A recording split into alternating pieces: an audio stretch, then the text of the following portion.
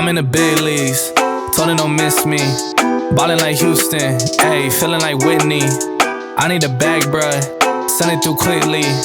I'm making his dog, like I'm in the big leagues. Told him that I gotta go, dog.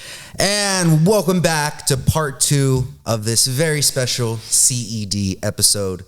I'm here with Danny, I'm here with Drew, and I'm co-hosting right now, Steven.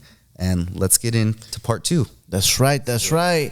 You know, like we said before, Steven was going to have to hop on, and so we got him in here for part 2, and I'm excited about this, man. I had to.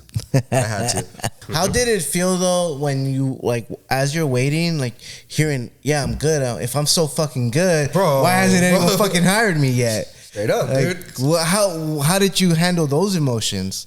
Dude, it's like when you follow up, whether it's through an Indeed app, a text message, or an email, and you get nothing back, like, no response is a response.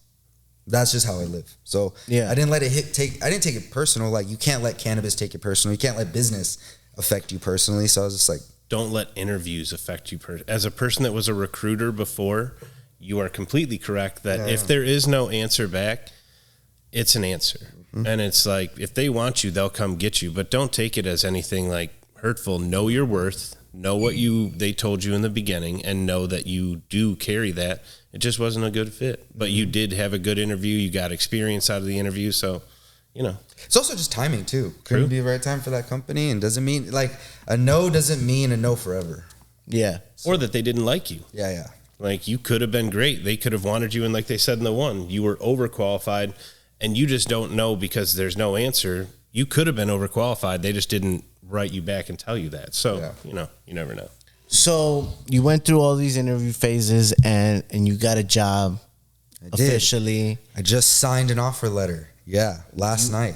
It's exciting. With who? Glass House brand. Sheesh. Pretty big operation. So I have to ask, as everyone in the industry has heard so much about Glass House, and there's a lot that's been said, but what was it like being interviewed by the feds?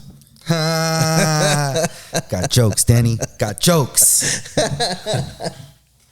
No, for us. No, dude, it was. What was the interview process like? So I had an hour-long conversation for my first interview with the person who does hiring, and then I got kicked over to the VP of marketing, interviewed with him, and then I got interviewed by the chief revenue officer. Chief revenue officer used to run Red Bull Dubai for 15 years. Oh, wow. Dang. Crazy experience. Yeah. Crazy lessons I'm going to be able to learn. That was very, very different. He's a Middle Eastern dude, I believe, or he acts like it. And he was like, he set the tone. He was like, we are going to, he goes, respect my time. I'll respect your time. Let's get into this. Go. I was like, okay. And then there's times he goes, are you done? And I was like, yeah. He goes, good. Oh, shit. All right. Let's go. Okay. Now I know that, and I don't know if we had the conversation or if it was a post that you created about showing your tattoos during the interview. Yeah. Share with us that post and what was your response to that? So I understand that how I look does not represent my resume, and I do that on purpose because I'm a fan of breaking stigma. I look like a fucking cholo. I've gotten booked for TV as cholos, in jail, whatever. So, and then tattoos on my hands, tattoos on my head, like my ear tattoo, very visible. My fingers, very visible. My sleeve, visible.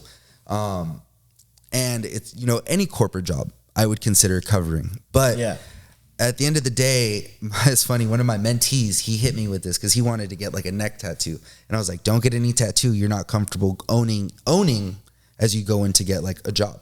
That's going to be something you face. He hit me with that, and I was like, I'm going to be who I am. I did this, and I'll stand on it. I don't think it's not gang related. It's not hate related. Yeah. This one's dragon scales. Like, who doesn't want to be a dragon? Like, right? Dragons are sick. But I mean, it's all changing too with tattoos. Doctors have tattoos, and it's some hate it. My father was never the biggest fan, but over time, it's just become, I wouldn't say acceptable because there are some that looked at it as the way you're saying, but it doesn't, I don't. It luckily it didn't affect me. Or I don't think it did. I don't know. Obviously it didn't. There was a time the guy, he literally went like this to his ears, and I was like, oh, he saw it. Oh, he saw it. I was like, because no one just itches both of their ears. I was like, you saw it. I know you did. Okay, just about that. So those were both Zoom interviews and I had an in-person interview. He comes and he brings me all their products. So in the in-person, were you short-sleeved? I had a polo on because so I did hiring at Chronic for a little bit, and if someone came in with like a suit or a button up for a cannabis job, I'd be like, you're a Fed, you're a square, you're not gonna fit in with the culture here. And I was like, man, I don't want to offend anyone. I don't think I was going to, because they were both in regular t-shirts, but I was like, I'm gonna put on a polo, a collar, professional, comfortable. Yeah, party up top. Yeah, business up top, party in the bottom. My pants looked like slacks, but they were sweats. It was amazing. Very nice. So and it was funny. So he gave me all this product, and then I told you the gentleman's very stern. It's just who he is. Very respectful who he is. He gave me edibles. He goes, what do you think of this? He goes, packaging, taste, texture. He goes, you can eat it. I don't care. He goes, oh, you don't care. So I take it open. I'm looking. I was like, I need to know the texture. Like, if I'm going to give him an honest opinion of what I think, I'm going to eat it, because that's your product is everything. So I eat it. I chew it. The first chew, he goes, stop. Spit it out. You don't have to eat it. Are you sure? Spit it out. You're okay. And I just ate it. And that was kind of my thing. Like, I saw him break his very sternness. I was like, oh, he's human. He cares like, he doesn't want me to be high during this interview. Well, when I ate it, I'm like, dude, I didn't smoke all day. It's like 12 o'clock. I was like, I need something to calm myself down. I'm going to be okay. Yeah, I was like, I'm going to be good. Give me 10. I threw that shit in, and it went smooth. Like, I didn't even feel it. So it was cool. And I was just very honest with them, and I gave them all my experience, and they offered me something, and this is a great opportunity for me. The brand is humongous. The company's humongous. I know multiple people who work for the company. Nothing but positive things to say. So I believe that Glass House will be here in 5 years. That's all you need. You gotta stay with the ship that's gonna last, in a team and an organization. And the VP of marketing, his name is Josh. I've worked with Josh in the past. He was at another company, and it's always been love, but we've had great conversations of what he needs, and I can provide what he needs. I'm very confident. Some people go into a job and they're like, shit, I'm a little nervous. And for me, it's like, no, I could do it. Plus, I wanted something that was gonna be harder. Like I said, I was uncomfortable. So yeah, here's your fucking plate, dude. So, and the only way to be uncomfortable is to maybe not have done all of it in like together, but all the steps to do it. So put yourself into a different space to, complete that job. It's great. Exactly. Congratulations, man. Thank you, sir. Thank you. Does that mean you're putting your 2 weeks with us? I got weekends and Saturdays. Saturdays and Sundays. I got weekends and Saturdays. Just one day on the weekend. All right. Tournament. Golf tournament. Let's talk about the golf tournament. Team RVD. We're gonna be there. That's cool. I didn't even think about that. We're gonna be there. We're ready. We're gonna Randy Orton, everybody. I thought you were doing a golf swing, and it looked like you were swinging a baseball bat. I'm like, oh yeah. So the LBCA, the Long Beach Collective Association, is putting on our first high tea golf tournament. It's going to be on October 16th at Old Ranch. We're accepting sponsors, but the idea behind this golf tournament isn't just another cannabis golf tournament or like a cannabis fundraiser. This is actually to integrate cannabis tourism with the cannabis industry, events, restaurants, businesses that receive a benefit anytime someone purchases at a dispensary. Statistically, for every $15 spent at a dispensary, $10 is reinvested back into the community at the very same time. Oh, nice. And so there's been studies throughout Long Beach, and so we're trying to get everyone to get involved. So we have like the CVB, which is the tourism bureau that everyone comes to. So it's exciting. And then we have brands, we have dispensaries. All the buyers are going to be there. Dispensary owners are getting a free ticket. So we're getting people out. It's going to be Old Ranch in Seal Beach. Wait, does retail delivery owners My brain count? went to the same thing. I just wasn't going to say it. Let's run it. Let's have an off-camera meeting where I can wiggle. I mean, we're retail too. But and I'm just saying us. Yeah, I mean, you but guys are playing. But just in general, like other delivery. We want owners everyone who wants to connect with the Long Beach community, Long Beach associates. This is where we want to be. This will be my first golf event, so it's again putting myself. You only find out if you do it. So just like the parties. So this is something that you presented, and I'm excited. I played golf forever, so I'm excited to hop out there and along with that, I get like.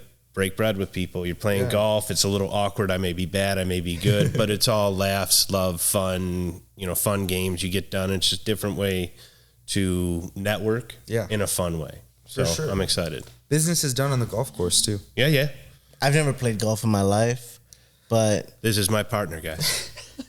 But we're still gonna win. We're gonna beat everybody that day. I kill it Team at RVD. Some putt.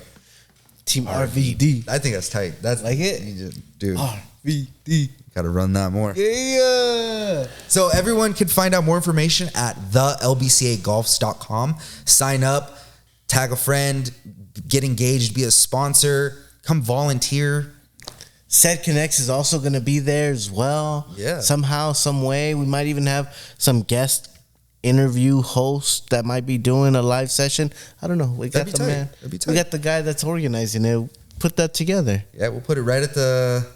Dude, we could put it right at the food station, and you can have like people come in to get food at the turn. Yup. You're gonna catch everybody at the turn. Let's do it. I like that. Or have like an announcing table. Man, get some hot dogs. You get some free hot dogs. You get an interview from anybody you want. Get they come around the turn, get a hot dog for subscribe for a free hot dog. Subscribe. Subscribe for a free hot dog. Hey, YouTube subscribers are worth it. Yes. YouTube subscribe and you get a free hot dog. Yeah, we'll see everyone out there. And if you have any questions, email me, steven@thelbca.com, and we'll get everything taken care of. Speaking of subscribers, if you haven't hit that subscribe button, CED Connects, CED Connects, subscribe, YouTube. One of the other things that we're excited to bring to the table now is we're going to start offering CED tours. And so if you guys have a nursery, you have a grow, your manufacturing facility, you guys want us to come through, check out, interview, produce some content for you guys, make sure to tap in with us. Let us know your thoughts, and we can go ahead and we can come in. What do you got planned for this? So the idea is I have experience shooting grows, meaning I've shot Wonder Brett, No Till Kings, a bunch of different distros, just as like my work for the LBCA. But that shows a lot of value. Those have humongous value for the brands because they need exposure. It's important to get this content made, and it allows your consumers, your business partners to find out the inside of what the operations look like. And that's always key. People want to know where their flour is coming from. People want to know how it's grown. An example, Wonder Brett versus No Till Kings, completely different. One's living soil, like almost completely sustainable. The other one, huge facility, 30,000 square foot facility. It's so like that. Yeah. Showing that is crazy, and it's something I want to do. And like I said, this is the platform to educate. This is the platform to save people some money and give them a firsthand experience. So if you could see how someone else is already doing it, learn, get some experience. It's the least we can do. And we love our family. We love our gang. Anyone who comes on the show is automatically family. So let's help out our family. That's the idea behind it. Straight up. Like an example. Marijuana. Let's see how those bottles are made. Let's go to the Tinley facility. Let's go all over. Tinley facility would be cool. Yeah. Or Canacraft. Canacraft is a crazy facility too in Santa Rosa, but that's a whole nother idea. But yeah. Yeah, I mean, like you said, you guys let us know. Like, let us know who you want to see, what you want to see. I still remember ours at Lowell. They had someone come in and show how you roll the joints, what you break it up. So many people that I know are interested in cannabis, what we do, everything like that. They haven't seen the inside of a grow. They don't understand the process it takes. Easy to sell cannabis, hard to make products, and to actually see a process growing, how long it can take, how much space, how many people. It's a great thing to be able to put out there for how your brand cares about your brand. So it's real cool you guys are doing that. And as owners and operators, people forget that we're in this bubble where we think, oh, this is such basic information, but like people will fucking geek out at a veg room. Yeah. And there's nothing exciting about a Shit, bedroom. I do. So like we do. Like even myself, like we've gone into grocery and I'm just like, yeah. I mean, you are privileged in a way to, like, as we all are, even to be in this industry, to stand in that room and see stuff like that. You're in a 1%, 5% of people that are going to stand in a place that has 50 rooms, 80 rooms, 150 acres. Yeah. But that's the thing is like you walk onto these places, and especially Glass House. I've seen pictures. I haven't seen it myself. Is huge. But it's something that it is something you will not forget forever. I remember with Lowell when we went for the first time, standing in the middle of a grow. It's a privilege that a lot of people don't get, and it is very, very cool to see. Is that like you touched on like tourism, like in Long Beach and stuff? Like, is that something that is like in conversations to like as a part of the tourism piece of like the pie kind of thing? It's a point that we've definitely brought up, but it all comes down to an ordinance. So it's all comes down to how do policymakers want to interpret this? What do they want to allow? What do they think is going to be safe? What do they think is going to bring in tax revenue? So like people bring it up, like you go on a wine tour and then you have a wine tasting.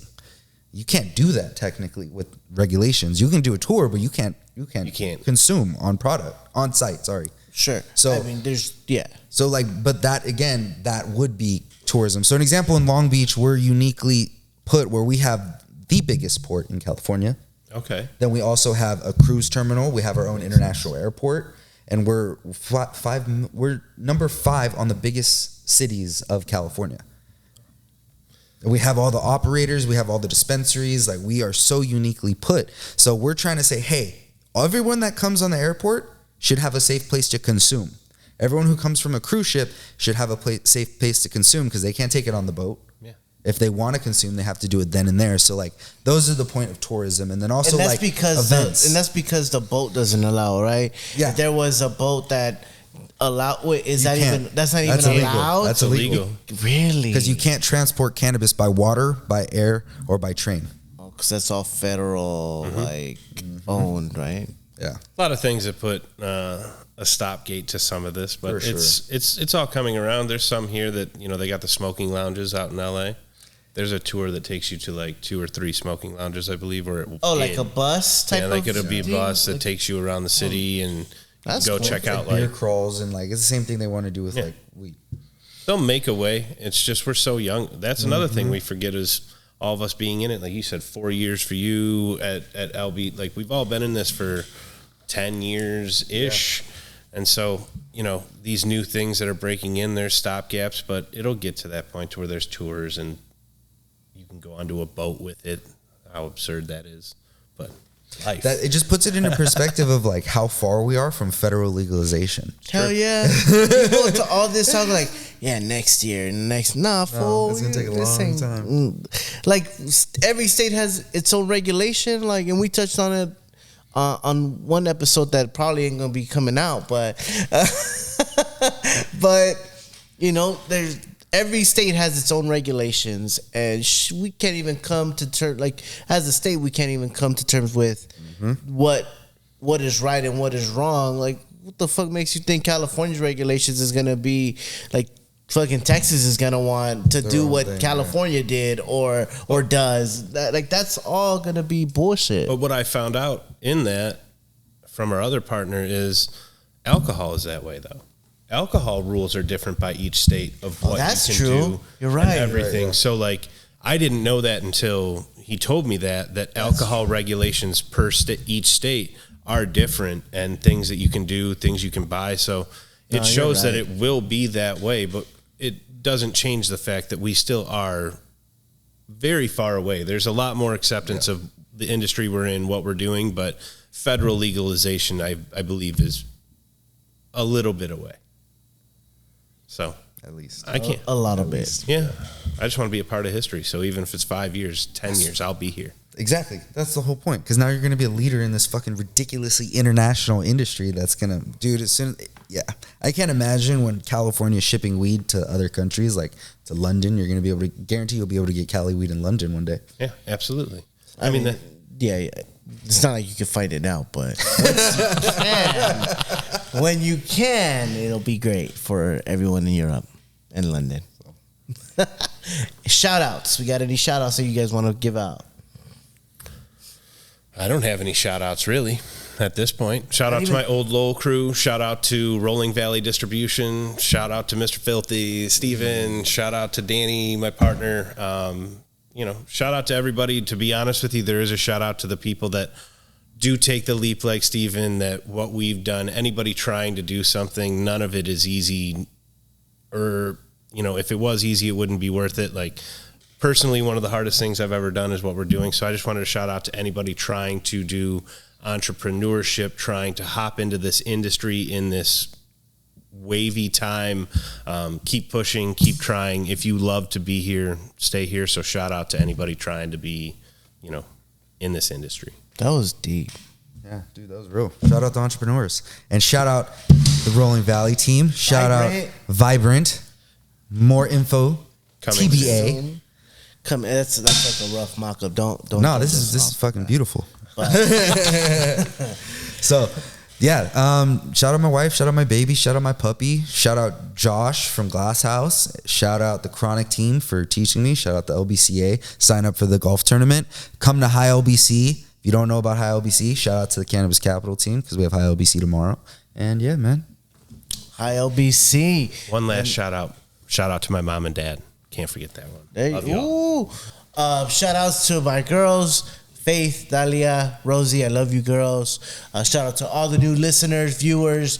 Thank you guys for tuning in. Make sure to hit that subscribe button at CED Connects on YouTube. Follow us on Instagram at CED_Connects.